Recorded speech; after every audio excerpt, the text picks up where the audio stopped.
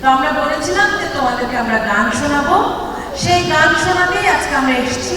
তোমরা জানো কিনা আমাদের সঙ্গে আছেন বাংলাদেশের খুব খুব জনপ্রিয় কিছু মানুষ, তারা তোমাদেরকে গান শোনাবে।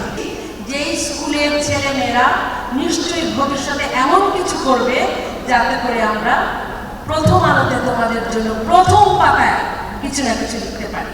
সবাই যারা প্রগতির পথে এগিয়ে যায় তাদেরকে তারা প্রেরণা জুগিয়ে চলেছে, তাদেরকে তারা সংগঠিত করছে এবং দেশ উন্নয়নের কাজে নিজেদেরকে আত্মনিয়োগ করেছে, সবাইকে সহ। সেই কারণে আমরাও তাদের এই মহতী উদ্যোগে আমরা চাই যে আমরাও যুক্ত হতে চাই। বিশেষ করে আগামী দিনের যারা তরুণ প্রজন্ম, যারা আগামী নেতৃত্বে আসলে আসীন হবে।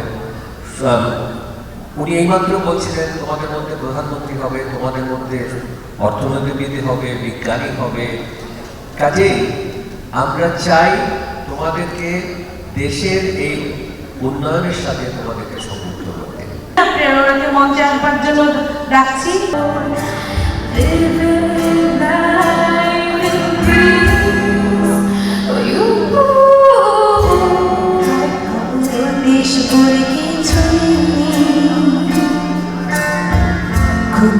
কঠিন তা ভাবতে